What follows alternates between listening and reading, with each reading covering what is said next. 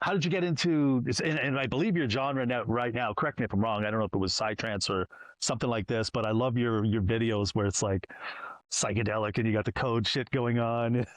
um, Everyone on YouTube is like popping off. They're going like, I need to watch this in 140p resolution. What's going on?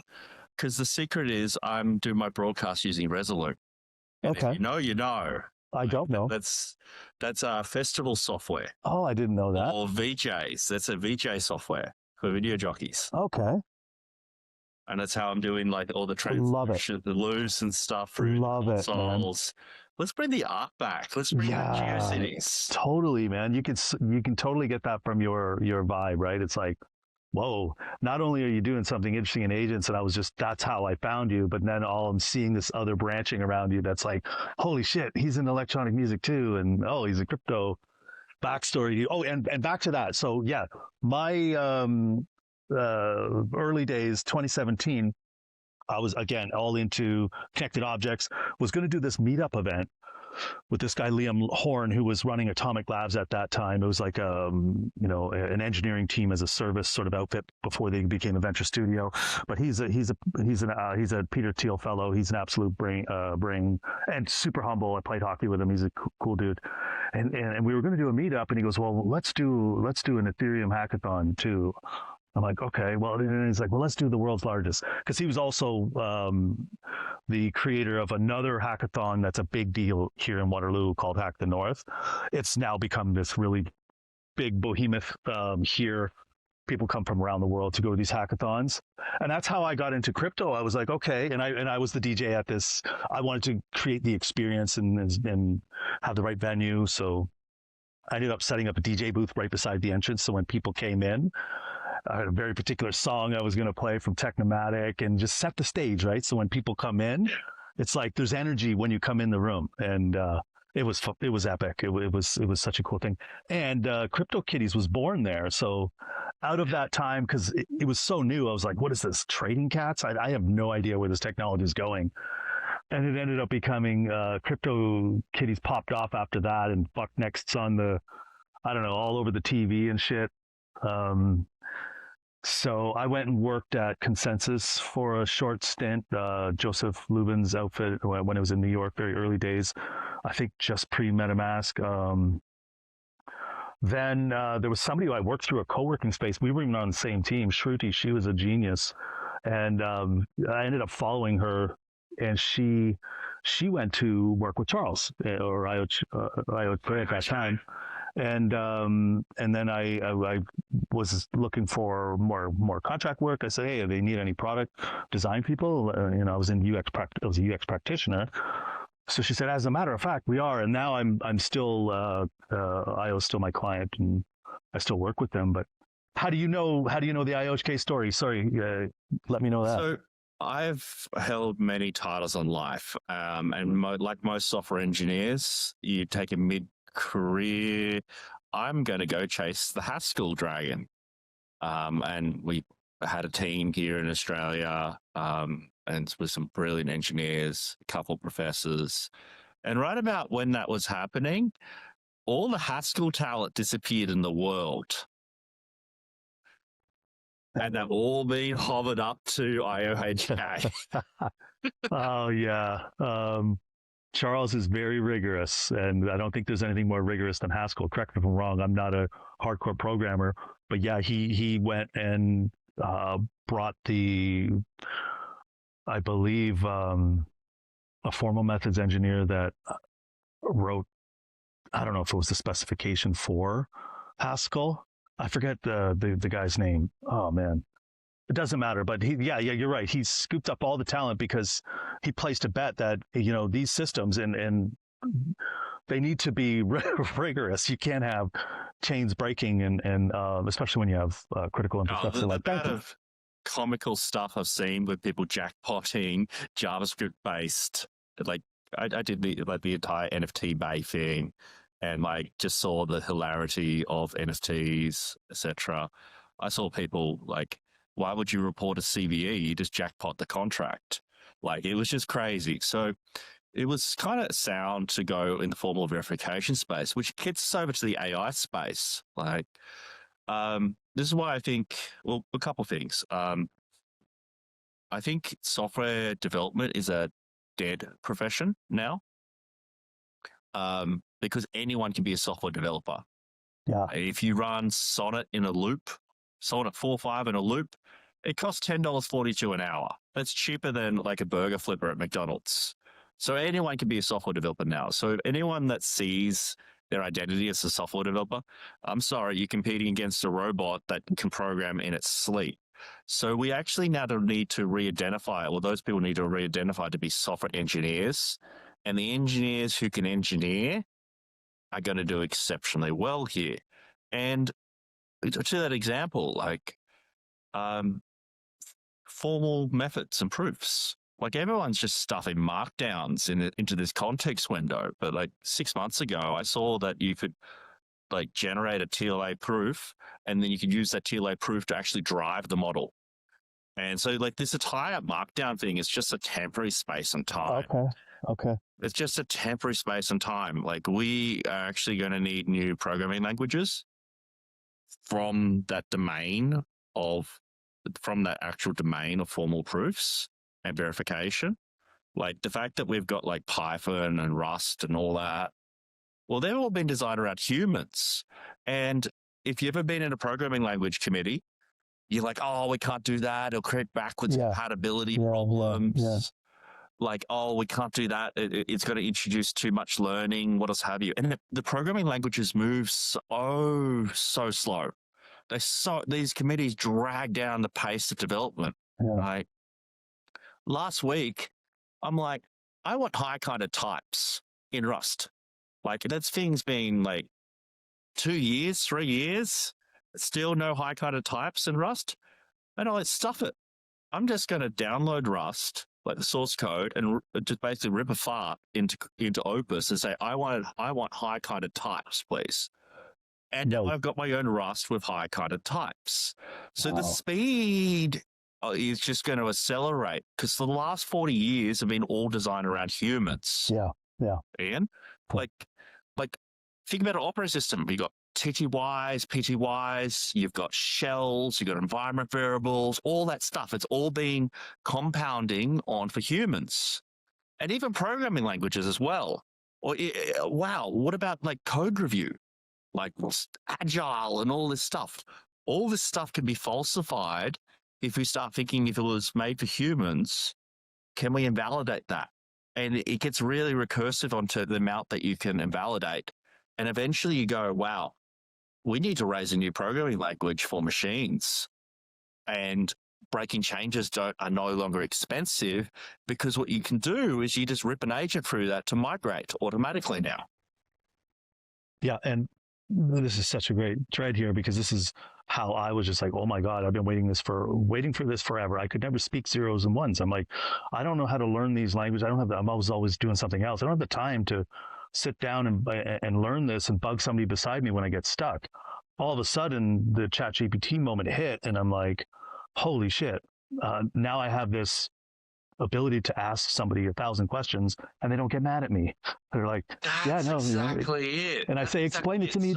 Explain it to me like I'm retarded. Like I want to really know what the hell I don't know, and then it can tell me in different ways, and all of a sudden, I'm actually grokking the complexity of what used to be this. I don't know if it was sacred knowledge, but just guarded. That then it becomes this thing where it's like I know how to talk to computers, and I'm like this, and it's like, well, I really just want to build something, and I just don't know how to speak the language, and I need translators, which are developers. But I feel like democratization hit now. Anybody can talk to computers, but I still believe in that now. A real engineer, as you're alluding to me, I'm like, well, if I'm learning to build stuff, they're just going to be fucking 10x better at seeing these abstractions and being able to build like 10x better shit than I can build. So, and before we actually jump in a little bit further, I'll do a little quick intro just so that if this goes on a audio podcast that people can hear who's talking, if they can't see it. But I'm Ian Pilon, and I am author of a book called Cultivating Clarity. It's about contextual intelligence from a customer's perspective. And on the show, or on this ghetto podcast I run, where I learn all about agents and talk to people about agents, we have Geoffrey Huntley. And for those that don't know, he is the pioneer of Ralph, and that is this the Wiggum Loop. And anyway, so this pops off, it goes viral, and I'm like, what the fuck is this all about? So I have to get a hold of this guy. I bump into him on X, and it seems like he is probably 5 to 10 years ahead of everybody else. So I wanted to get him on the show and really just sort of help other people spread the word that, like, this is happening. Not everybody can see it. People want to be down with their head in the sand, but there's a tectonic shift happening. And I don't know anybody else who is at the bleeding edge more than Geoffrey. So Geoffrey, welcome to the show. It's so great to just jam with you and start to see some of our background interests have some interconnected pieces through crypto and as well music. So then, where are we going now? Okay, everybody now I see on Twitter is like, okay, they're being the skeptic now on Ralph loops, and from what I know in my ignorance is that, to me, that's a very deterministic system, which is why I got excited about agents. I'm like, for a probabilistic parrot, it's cool I can have a conversation with ChatGPT, but I couldn't build anything because it starts hallucinating and getting fucking sloppy. So I'm like, well, how do you get around that? And then I was learning by my, just trial and demand, that there was these small agentic, I guess, connections to my conversation. And I'm like, well, I can't have a hallucination here. So branch off and run a little script or a program is what I was doing. And I felt like that was giving me these deterministic outcomes as part of my conversational experience with these new alien technologies. And I don't claim to know everything. I am learning every day. It's a breakneck speed, but I feel like you were onto something where if I had the specifications and everything was like bulletproof, where you want to go, that is the solid foundation which you can build complexity on, and it's rock solid. Not what I do, which is sort of like, sometimes I just build and I'm sort of, I don't even know the outcome. I'm sort of like Ross coding or Bob Ross coding. I'm like, I like the happy accidents. But if I want to build a bridge or an airplane, I don't want fucking happy accidents. So Jeff, help me understand this backstory between you and the Ralph loop and where you're going next. Yeah, sure. Let's get to some terminology and explain. If no one's heard of the Ralph loop, start with burst fundamentals. So I discovered the technique around about February last year.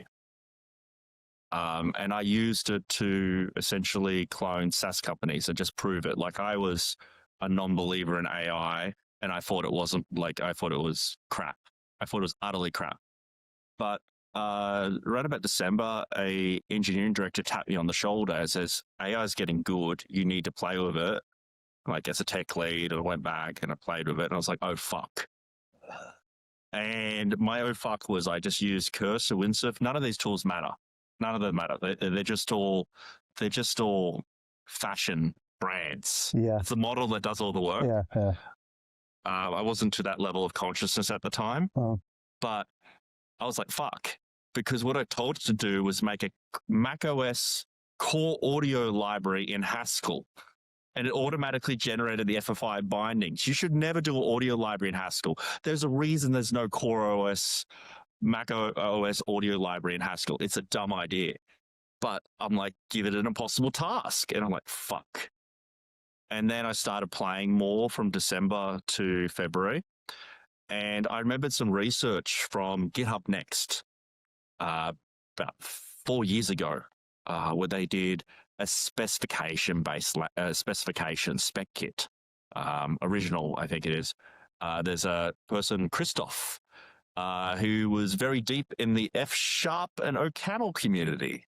There's a lot of connections here in the functional programming space. So I took his work and I started trying it again with the new models, and that's where we got specs. And I started playing with different ways to get specs. And I'm like, wow, can I run an LLM as a Bitcoin mixer over intellectual property? Could I just bypass the copyrights of source code and could take it up to specs and then from specs just drive it home? And I got my outcome. It was a yes. And then I'm like, ooh, I've only got 80% of the source code. What happens if I take the same technique and run it through all their product manuals describing the enterprise stuff? There you go. That's the last 20%. And that really freaking spooked me. I was driving it by hand, refining the technique. And my son came to me and said, Dad, you seem to be doing the same thing again and again. Why don't you just put it in a loop?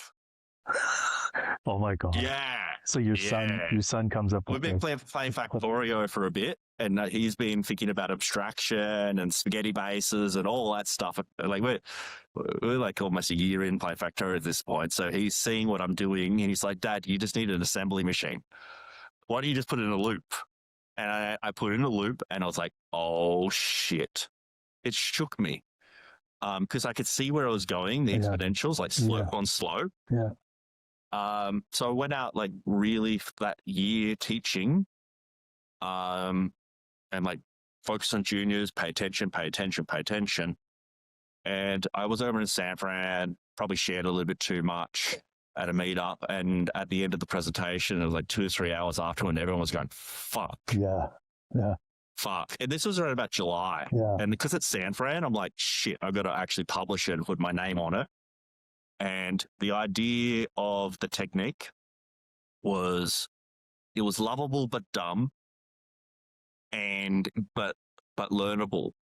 And then the other properties was when I first realized what was about to happen, it kind of made me want to Ralph. Actually make me want to vomit. So I'm like, stuff it. It's Ralph Wiggum. Oh, I didn't know that was the backstory there. Okay. That's the backstory. Oh, so wow. What is Ralph Wiggum? Ralph Wiggum is basically approaching these LLMs as a brand new computer, a brand new machine.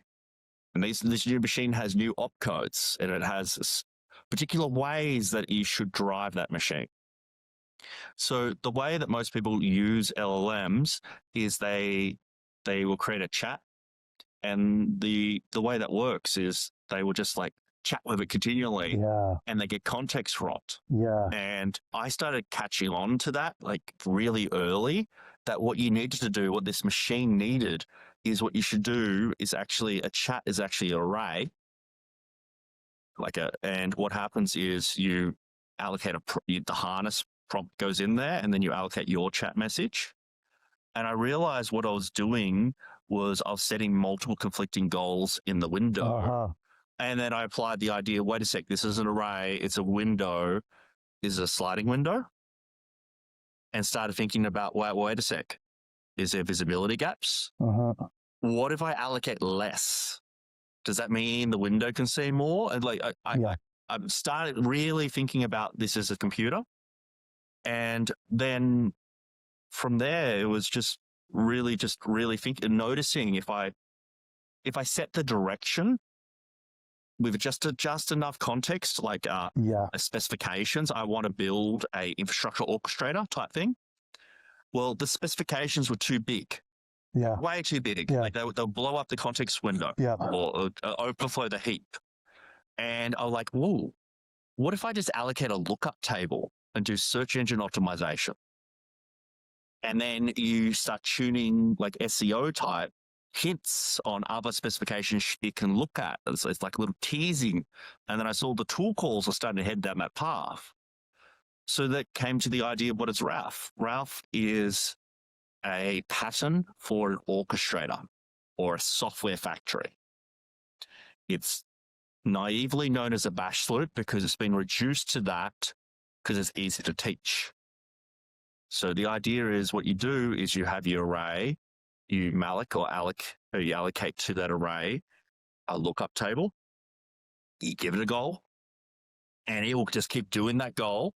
And then when it's done, you throw it all away, which gives you a brand new array or context window. Oh, beautiful. And it keeps it on track because the way that like all these coding harnesses were being done and how people are using it, what they do is they get this array and they do a compaction event. And that compaction event is a lossy function. Yeah. And what I found, it's really weird when you start it's kind of like you're a horse whisperer type thing. Yeah. Totally. You start anamorphizing these things. You come up with these theories on how they could work, and what tricks work. Yeah. And I had this theory that the compaction was getting rid of my pin. And the pin is the frame of reference, which is the specifications, etc. And then it'll start making shit up. Yeah. So I'm like, wait a sec. If I deterministically allocate the array and ensure that the specs are always in there, it seems to be keeping it on track. Yeah. If I can use the less the window moves on the array type topics, and then I can avoid the dumb zone or context rot, and I just get a fresh cycle every time. And yes, you burn the allocation of the specs every time, but it's so cheap. Yeah. And it took a while for Sanfran to catch on to it. Like a whole batch of YC companies started Ralphing in secret. And then Anthropic released their plugin. By the way, the Anthropic plugin isn't it. The Anthropic plugin basically it's just force feedback to the model continually until there's a compaction event. It doesn't have the fresh context every time. And that is key. What happens, you're assigning multiple goals to it. Anyway, so that happened. Boris talks about he uses Ralph, and everyone's like, what the heck is Ralph? And it just, boom, all influences everyone. And now my timeline's full of Ralph Wiggum memes. Yeah. This is so cool. What a way that things just pop off when there's something that people can grab onto that's got some mimetic nature to it. I love it. And so my assumption was like, okay, it's something related to this character in The Simpsons is why he picked that name. But I love that you were so shook or so like, oh my God, that it turned your stomach, right? So that is, it's not often that something can do that, right? When you go, holy fuck, there's something about to change. Finance. Every day I go to a Bloomberg terminal and I pull up like Morgan Stanley indexes on SaaS. Like I to your point, like living a little bit in the future. I've been speaking with Steve Yegi, and there are a few people like this, very, very few, and we're looking to increase the pool. Because we're very far out. Like I've been Ralphing now for a whole year. And Yegi's very similar in his own ways with his own techniques. We're starting to see more people create these orchestrators, which is great. Software factories is really great when you do increase the pool. Because this is the one time that inferencing is going to be so slow that you're going to be able to learn the skills to troubleshoot the machine. So yeah, I'm over in finance, and do you know it's not I suspect it's not priced in yet, but the Morgan Stanley software index is down 30% since like New Year's Eve. 30% down, and that's just on Anthropic news. Wow. Meanwhile, all on Twitter is people just canceling SaaS contracts because they're just Ralphing their products. Well, so like, I still have that. It still shakes me because I'm wondering when I'm going to be able to see an like a full-on dagger in the market. Yeah. I feel the same, and it reminds me. So my background as a UX practitioner, I was in web design, web development, and early days when internet pops off, you could do really well. You could do actually really lucrative building web pages, right? You'd be like just banging them out. I did that, freelanced them, and I was like, oh man, just killing it. And now they're free. So if you don't move with the technology, you're gone, right? So once people catch on that there's a lucrative space over here, everybody emulates it, copies it, and boom, you're obsolete. So it's one of the reasons why I ended up starting the IoT of Waterloo network, because I was like, in the future, what I do visually, I was really good at visual design too. I'm like, that really fucking doesn't matter in the future if all these edge devices are doing the computation and people don't look at interfaces. So I wanted to sort of like um, hedge on my career and go, I'm going to go a little bit more towards UX because people experience tool use without interfaces, and I could probably still have relevancy in that path, right? And I did. It was, thank God, it was the right move, and I got away from the aesthetic design and I went more on understanding user flows and why people use tools to begin with, and built better experiences there. But I remember being scared as hell, going, "Holy fuck! Like this shit is happening so fast." I spent so much of my career trying to just get good at building web pages and web design, and then bang, mobile hits. It's like, holy fuck, you got to learn responsiveness and da da da da da, and it just never. It's relentless. So I get it, and now I'm getting into the agent space, and the phone for the first time, and I'm actually excited about some of the ideas that I think about this. Is like they became to me a little bit all too encompassing, where they take away the humanity of human interaction. So I want systems, agents to go work for me, like that drum machine I said I wanted, right?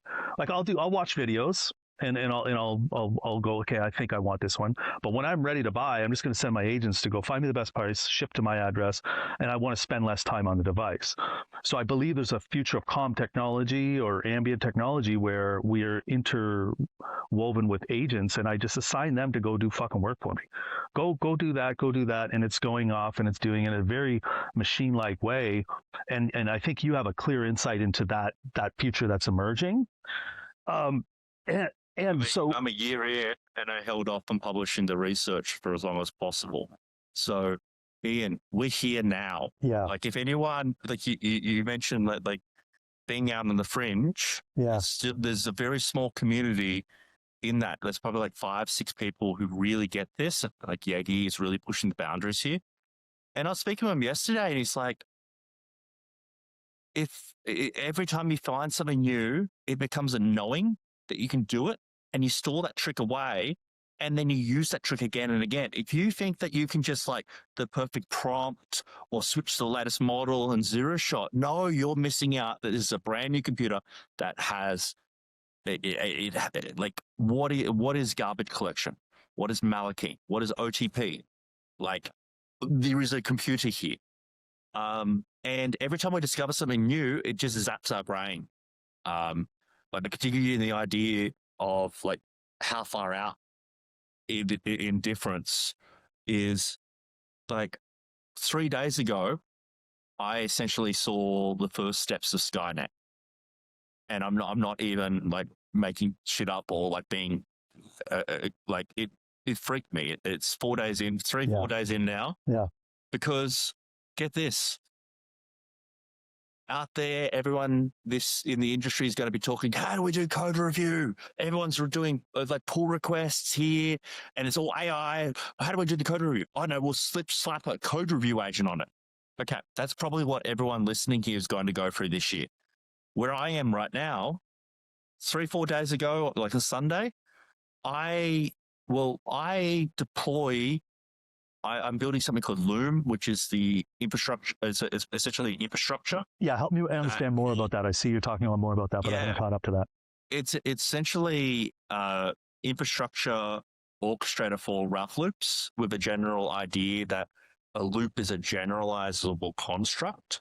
So like an atomic, can I think of it, sorry to interrupt, can I think of it as an atomic element or structure or process of engineering with the new computer? And now, yes. Okay, and now Loom it's like okay, go ahead. Yeah. So I have been raising Loom up. I probably built it 4 or 5 times over the last year. Yagi's same with Gastown. And where this is, to give you an idea, everyone's doing code review. My agents have access to sudo.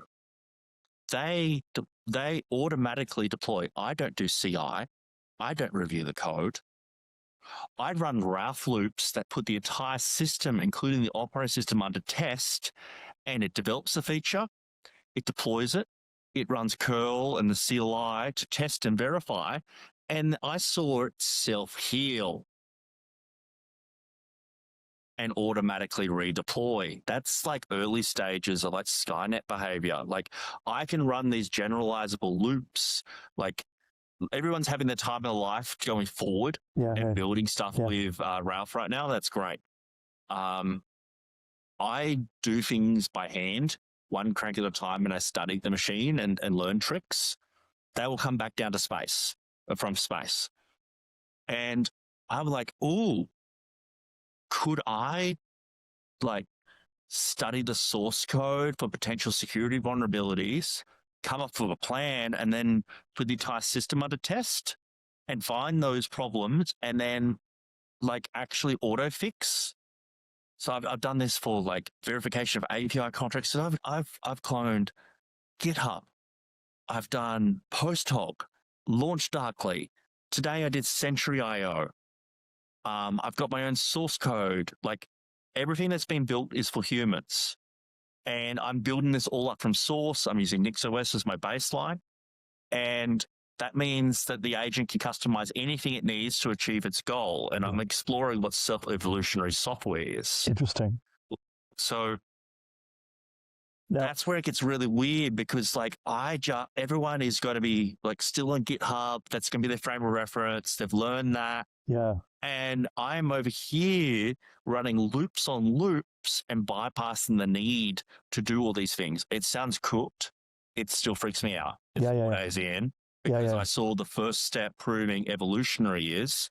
So if you raise all the things that a developer an agent or an evolutionary life form would need, you need source hosting. You need remote infrastructure provisioning. So you need feature flags and experiments. You need product analytics. You need all these things. So instead of going out to all these different developer tools, SaaS companies, just build it up. Yeah. So the agent has complete control, and you can customize anything you need. And if you control the entire stack, then you can change serialization primitives and start optimizing on costs of tokens. You've got control, baby. Yeah. So imagine you now have this all-encompassing one developer platform that you have, and you can change to anything you need. Like if you wanted to, you could change anything, like from NixOS operating system all the way up. You can change everything. What's next? To me, I've been thinking like, okay, is the platform a product?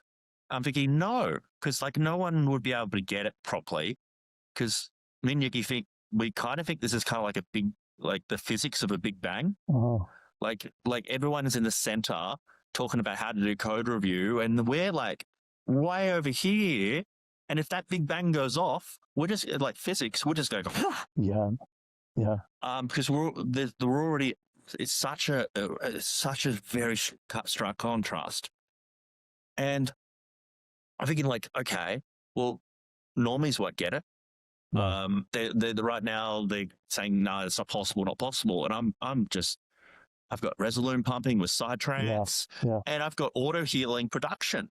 I was speaking with Yegi, and he didn't quite get what I did at first, and he said, "Dude, you just solved something that Jeff Bezos 25 years ago took a collective of very smart engineers, I was one of them, to his house to fix auto healing production. And I wrote about it. Go read the blog post. Wow. What the hell?" So it's like, it's so different. That's incredible. It's really hard. It's really hard to explain. So I don't expect normies to be able to get it. So if a normie thinks that they're going to just be able to use Loom or Gastown, like you're not going to make it. Like these exist. Gastown exists for Yegi to explore and research. Loom exists for me to explore and research. You can't just download it and hope to get outcomes.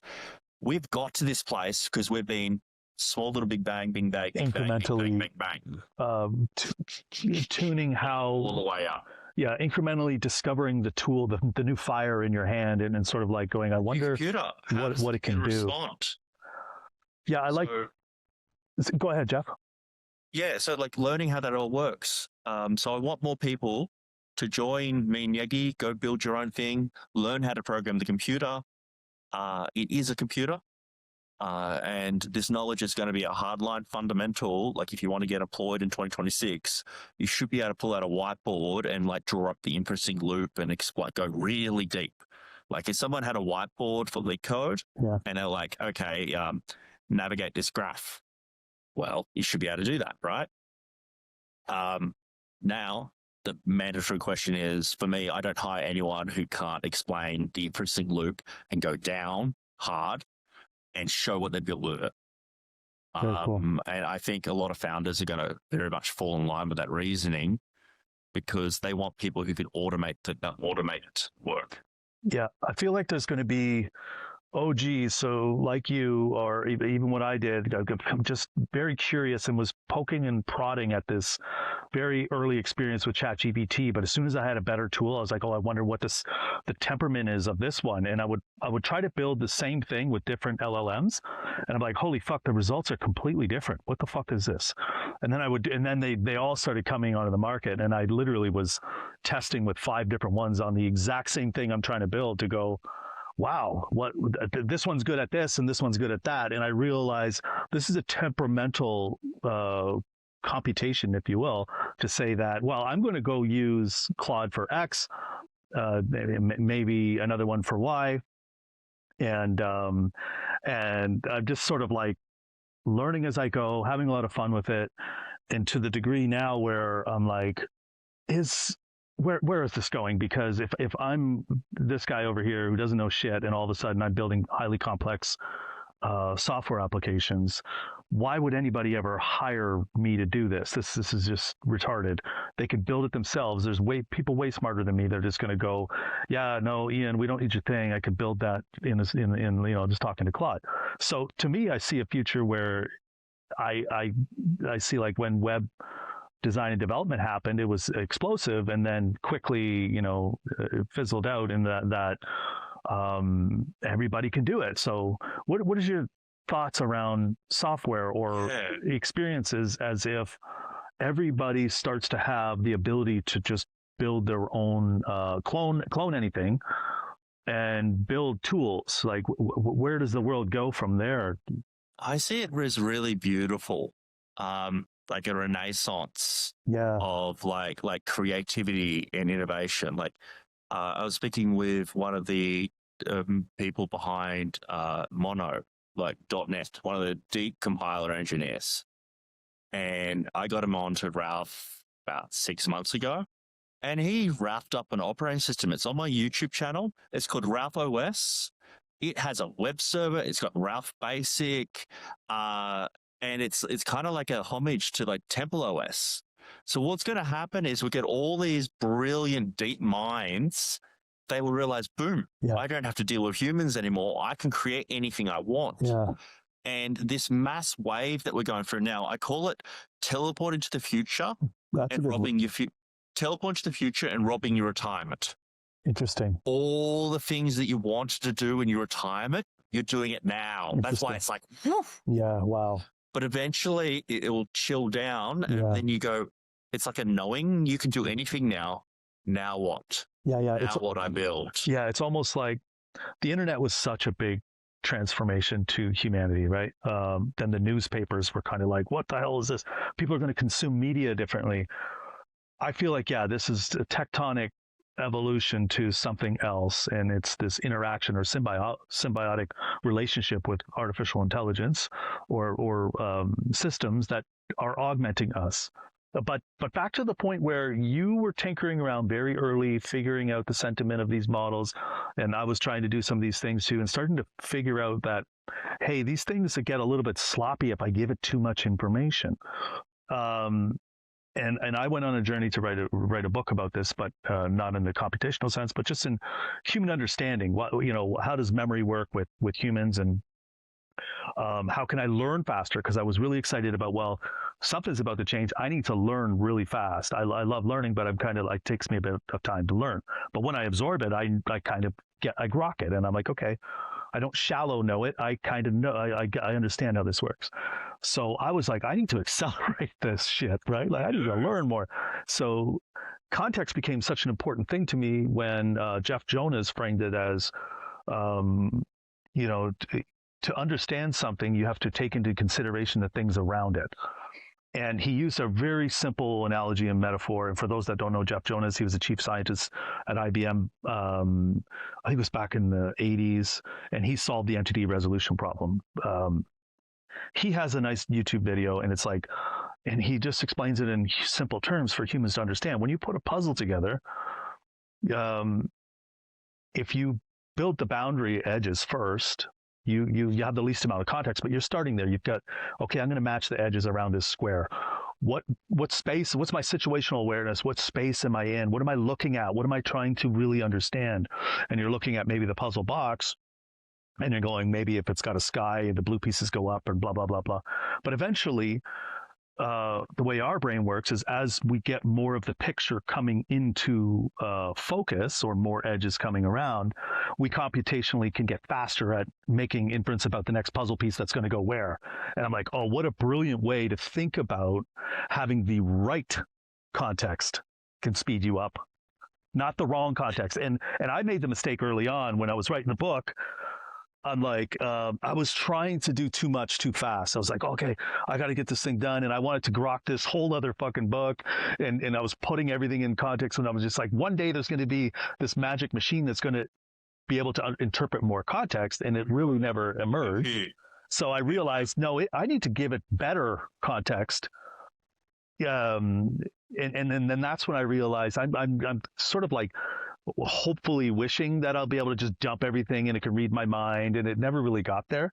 So I started getting more fine-tuned in what my prompts and being very specific on how I talk to it, right? I'm like, okay, like I'm maybe I'm a bit slow and not really articulating something correctly. And then I'd have a prompt to help me better articulate, to talk to the LLM to get it to do what I want. But it was a lot of prompt engineering, and I still think I do a lot of that. But for you, now we're fast forwarding into the future. Do you think people like us that tinkered around early can see a little bit of the temperamental behavior of interacting with this thing when it was still young?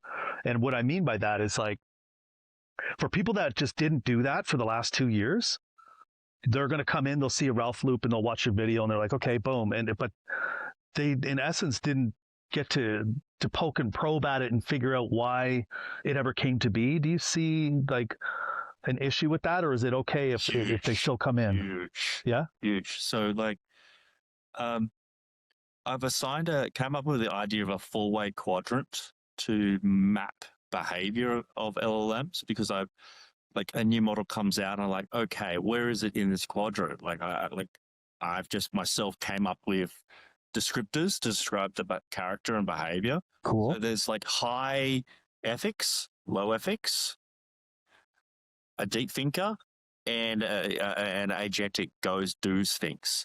So when a new model comes out, I'm thinking in this axis, is it safety aligned? Is it not safety aligned? Yeah. Does it chat back to me? Like Gemini, we used to chat back all the time and say, this is what you, human, need to type in your keyboard and computer. And I'm like, stop telling me what to do. That's your bloody job. I do the same thing. No, you go do that. Stop telling me what to do.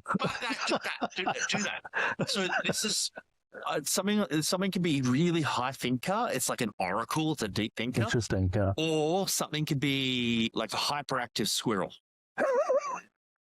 And that's like small brain. Yeah. Brain. Yeah. I used to call Sonnet.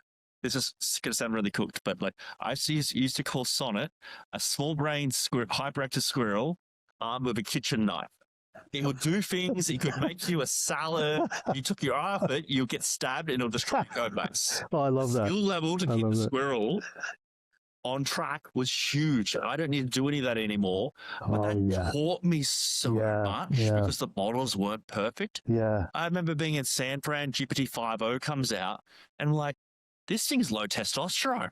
Interesting. Yeah, you've got a sense of the vibe of these things. You get this vibe. This is your chance right now to really get to know this is going to be gone. Yeah. Well, on that note, they obviously they come up with new versions, new models, but even I don't know if it's with use case, but or users using these systems, It has to be. There has to be a recursive, it then interpreting new information to get its neural net bigger. But it feels like they change over time. So when I get them when they're fresh, maybe I'm a complete moron on this, but it feels like when they're fresh, it's like, holy shit, they're really almost tuned and sharp. But I feel like over time, and I don't know, is it just me or you experience this, but it feels like they get a little bit drunk or something, like a little bit sloppy.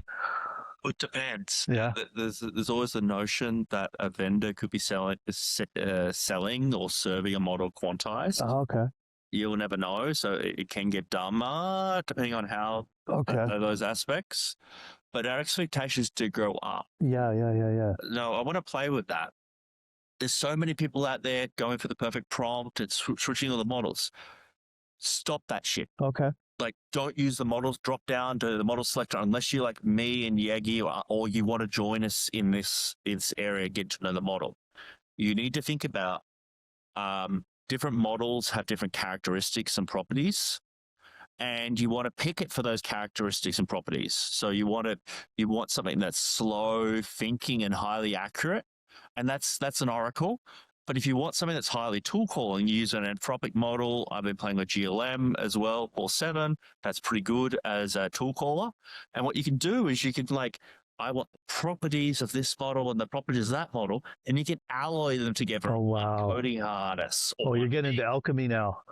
Yes. So I would have a tool calling harness, which I'd normally drive it like an operating system scheduler that schedule futures of context windows. And when I schedule those futures of context windows, I get disposable memory. That's called the JVM. And if I don't allocate to the main array, that means I can drive that context window for a very long time. So this is if you're model hopping, you're missing out on some really fundamental comp sci stuff that is being invented every day. And it's just we don't even have the terminology for these things. So what I do is I drive the main context window in a tool caller really hard. I schedule a workout to a different model, but I never allocate to the main array. I just do like Erlang OTP backwards and forwards. So that main scheduling array never gets allocated to, so it can go forever. And then I call out to another model to create a model, like Anthropic, Opus is a creative, do the implementation. And then it goes back to the scheduler, and they'll schedule a new future or a new context window, but that context window won't be Anthropic. It'll be OpenAI. And then I'll go OpenAI, check the work. I'll do a git diff, attach it to OpenAI, attach the specs, and I say, critique Opus. It can't be trusted. And all of a sudden you got LM as a judge. Yeah. So you if you want to get into this space and start playing into the fringe of the comp sci, you do need to use the model selector. But the every day-to-day person, stop doing it. Yeah. What happens is every week, everyone is just getting glazed by these benchmarks. Yeah. Does this zero shot? It doesn't matter. I agree. What matters is your workflow. Yeah. It's like understanding of the computer. It's the workflow where you get the outcomes. Yeah. And forgive me for the analogy, but I'm like, it's like you got to get in the kitchen and crack some eggs, break a few things to learn what this recipe that you're using is sort of outputting. And then if you grabbed a different recipe book, you're going to get a different outcome. And it really is, the cooking analogy is sort of like cliche but being used, but it's true, right? There's so many ways to tinker and explore with these technologies that the only way you're going to learn is to just get your hands dirty, right? Bake a few things, watch things break, and then go, well, I wonder why. And then try to trace where maybe the non-deterministic part of your system had gotten into it, and versus the agentic, more deterministic stuff is not failing. Yeah. Here's the trick I picked up in Sonnet. I don't know why this works, but it really works. What I do is I will load up a context window, give it a job, a single goal, because the context window should be used for a single goal. But then I'll give a sub goal that it should swear in German. Okay? Yeah. And what happens is somewhere through that context window it's been allocated to, it forgets to swear in German. I like that context window is bad. I love it. I now know. Oh yeah, you're putting Easter eggs in. You're putting Easter eggs. So it's not really a scientific measurement. It's kind of like tarot. It's beautiful. Reading. It's yeah. But you learn all these really weird tricks. Yeah. This is the time to actually pick up this knowledge, because the later models is going to render it obsolete, and you're like, oh, I'm just going to wait for the latest. But if you do, you're just hanging around where the big bang's going to happen. Yeah.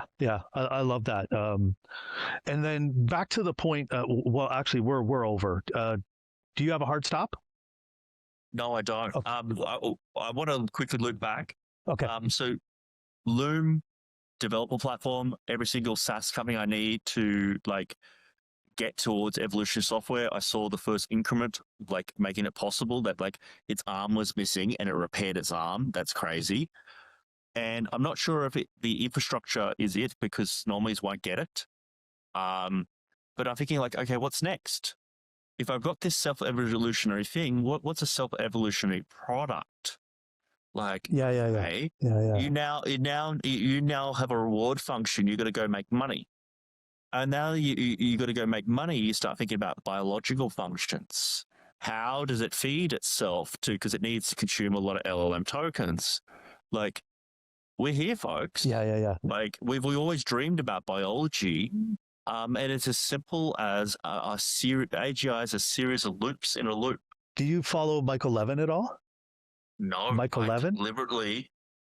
He's in chapter 9 of my book, and that's the biological perspective on context. Oh, you're talking about Michael Levin cognitive light cones? Yes.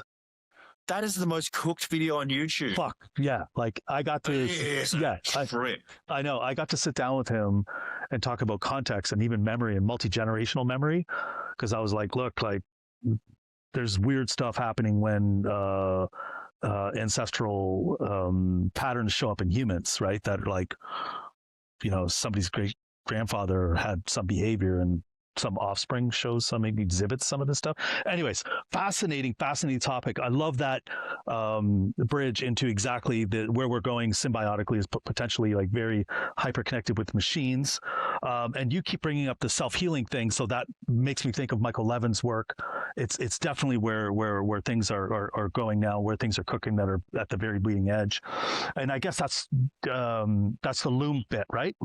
That's the Loom bit. It's the idea I control a platform. The platform has everything it needs, where I can codify the principal engineering knowledge to do safe releases. So release a feature under a feature flag, do an experiment with it, turn it on and off. If that works at the infrastructure layer, then you can do it at the product layer. And if you're doing it at the product layer, then you start getting into, I guess I need programmable business contracts. Because it needs to be able to feed itself. It needs to feed itself. So I'm not a crypto person. I've been very, very publicly against crypto for a very long time, because like the crazy stuff that happened in NFTs. But I've always kept a close mind, open mind, that I found a utility in Ethereum and the smart contracts and people experimenting with all these very interesting ideas. And and one of the main primitives from all these is programmable business. And I can see an intersection here between AI and crypto very fast, when you come into biological reward functions. And that's weird for me to say as like a non-crypto person. I could see it happening. But it's so weird. It's so weird. So like, meanwhile, everyone's just like doing model down selectors, and they're getting glazed over for like Claude skills, which is just lazy loading of like Markdown, folks. It's not that amazing. Like, it's so weird. Like the differences in conversations you can have. Yeah, this can go so many different ways, and I actually, we're an hour in, and we could probably go another day, which none of us have that kind of time. But like, I am so grateful that you took some time to sit down with me, Geoffrey. I have like one other question. Speaking of crypto, there's a guy I work with, Renato, who wanted me to ask you a question because I'm like, I get to go meet Geoffrey and talk to him. He's like, well, can you ask him a question for me? And this is Renato Budanich, and he was wondering where we're going. How does this redefine business roles and operational roles? So maybe just high level, is it completely like those are gone, something else is coming, or how would you answer that? If you're like, say you're in like accounting, business, internal audit, etc., understand what's happening in the software domain. Software developers in time will be automated out of our roles, especially as we start getting into things that's more driven around formal proofs and programming languages around that designed for machines, which will silence all this like joking, make no mistakes, or I can't trust it testing, like it's formally proven. So like eventually there's an end game for software developers, but that's going to be a very long time. For those domains, I suspect it's going to be a very short time, and understand that the people who are playing this space, like in the edge, we theorize about a black hole event, so a Big Bang event, and essentially what we're doing, we're sprinting away from it. But we're essentially sprinting away from it because we know when it happens, we'll be propelled and everyone will be sucked in. I think the time, if you're like in business and like finance aspects, is much less than you expect. Much less than you expect. So you got a choice. You can either be stuck in a psychological shook, like oh fuck moment, or you can be that person. You can come up with a route for your domain and run. And I'll see you on the conference circuit if you go do it. Because at this point, understand everyone is just running away from this black hole for survival. And it's really cooked. It's really, really cooked. But everyone is just running away from this black hole for survival. The people who realize it are just running. And the only choice is essentially automate and teach. So if you're like finance, audit, what else have you, like, yeah, it's coming. Like, what are you going to do about it? Like, so put your gas mask on, get past the cope, and be the person who comes up with Ralph for finance or audit or whatever other domain, and you are going to get bags. You're going to get bags. You're going to have your safety net. You just don't want to be last. And understand what's happening in the software realm right now. Why people are making the factories is they're just running away from the black holes. Yeah. And if you can see the patterns here, they're going to cascade into other industries. Amazing conversation with you, Geoffrey, and I'm so glad we're connected. So if there was anything you wanted to leave people with, other than what we discussed already, did I miss anything? I think you're doing the Loom stuff. Is there anything else I didn't cover that you would want to get out, and then maybe just leave people where they can find you? Yeah, sure. It is 2 a.m. We could keep going, but I need to get to bed. Okay. My website is ghuntley.com. It's free. There's an email thing there. And you can put your email. You can see everything I've been publishing, including Ralph and all these other things. I just publish it there. If you want to learn how to do Ralph, go to my YouTube channel, look at Ralph Wiggum from First Principles, and enjoy the Loom. That was some of the comments that are really hilarious, actually. And it's really important. If you're wondering what your next steps are, if you're in a bit of psychological distress, go build your agent. I have a workshop. It's free. It's on GitHub. It's also on my website. And that will be the first tangible hop where you learn the machine and the call and response that it does. And you should be able to whiteboard it. If you can do that, you're doing better than 99.9% of interview candidates I get through right now. So many people haven't done that baseline knowledge. Yeah, you need to get that. And I'll provide links to everything that Jeff just mentioned in the show notes when this is published. I'll have to do a little bit of editing, but Jeff, thank you so much. I appreciate it. Let's let you get to sleep. It's 2 a.m. over there. So thank you so much. I appreciate everything you've done in cascading and propagating this awareness to the people out there that they should pay attention. Such an important conversation. Thank you so much for your time, Jeff. Anytime, Ian, until we next catch up.